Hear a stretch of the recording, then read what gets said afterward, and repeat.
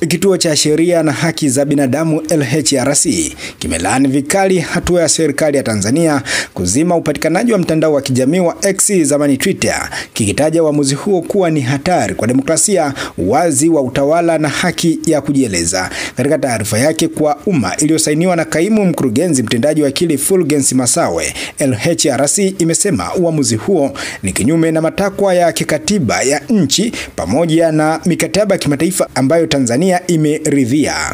Namnukuu Masawe akisema kwamba ingawa tunatambua umuhimu wa kudhibiti maudhui mtandaoni, tunasisitiza kuwa hatua kama hizi zinapaswa kuwa wazi, sahihi na zinaheshimu haki za msingi za binadamu, amesema Masawe. Hatua hiyo ya kuzima mtandao wa X ilithibitishwa na Waziri wa Mawasiliano na Teknolojia ya Habari Jerry Silaa kupitia mahojiano ya moja kwa moja na televisheni. Alisema uamuzi huo umechukuliwa kutokana na sera mpya za maudhui za X, ambapo kwa mujibu wa serikali huruhusu maudhui yanayokiuka sheria na maadili ya Tanzania. LHRC imetaja kufungiwa kwa mitandao mingine kama Clubhouse na Telegram kama sehemu ya mwenendo wa muda mrefu wa kudhibiti mawasiliano ya kidijitali. Kwa sasa mitandao hiyo haiwezi kupatikana nchini bila kutumia VPN ambazo nazo pia zimewekewa vikwazo.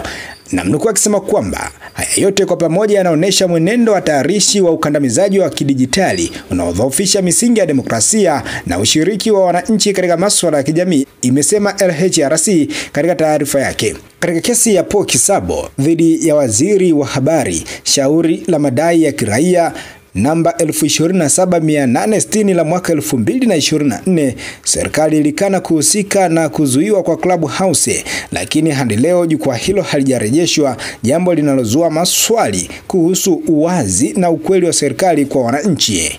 Kituo hicho cha haki za binadamu kimekumbusha kuwa hali kama hii ilijitokeza wakati wa uchaguzi mkuu wa mwaka 2020 ambapo mitandao kadhaa ya kijamii ilizimwa kwa mara nyingine tena. Hali hiyo imerudia kuelekea uchaguzi wa mwaka 2025, jambo linalotia shaka kuhusu nia njema ya serikali kuruhusu ushiriki huru wa wananchi. Nanukuu, wakati ambapo wananchi wanahitaji taarifa sahihi kwa wakati, kuzima majukwaa haya ni sawa na kunyima haki zao za kidemokrasia, amesema Masawe. Hii ni Mbayu TV, ni kusihi kama bado haujasubscribe katika YouTube channel yetu, basi hakikisha kwamba unasubscribe, pia unatufuata pale Instagram. Sisi huko tunapatikana kwa jina la Mbayu TV, utufollow huko kwa ajili ya kushare vitu vingi zaidi.